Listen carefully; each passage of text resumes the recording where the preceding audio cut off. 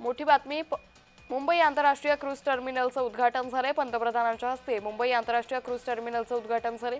भारतातील सर्वात मोठ्या क्रूज टर्मिनलचं उद्घाटन झाले।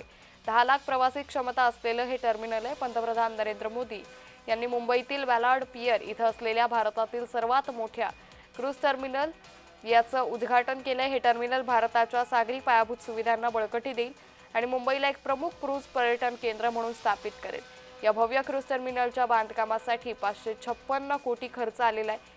हे भारतीय क्रूज पर्यटनाचं प्रवेशद्वार म्हणून ओळखलं जाईल। त्याचं छत समुद्राच्या लाटांसारखं दिसावं यासाठी डिझायनिंग करण्यात आले।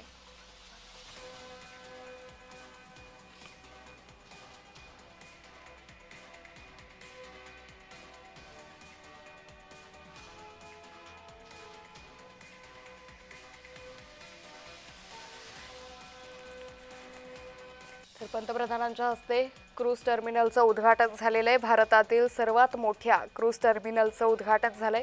10 लाख प्रवासी क्षमता असलेलं हे टर्मिनल आहे आणि यामुळेच आता मुंबईला क्रूज टर्मिनलचं मुख्य प्रवेशद्वार म्हणून देखील ओळखलं जाईल। याकरता आज पंतप्रधान नरेंद्र मोदी यांनी गुजरातमधून ऑनलाईन माध्यमातून या क्रूज टर्मिनलचं उद्घाटन केलंय।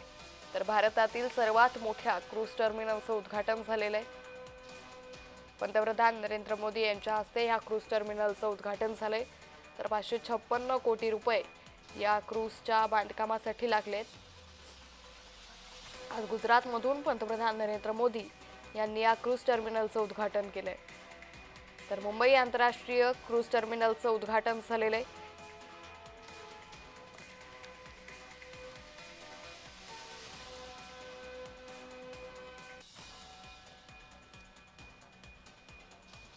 मुंबई आंतरराष्ट्रीय क्रूज टर्मिनलचं उद्घाटन झालेलं आहे। 10 लाख प्रवासी क्षमता असलेलं हे टर्मिनल आहे।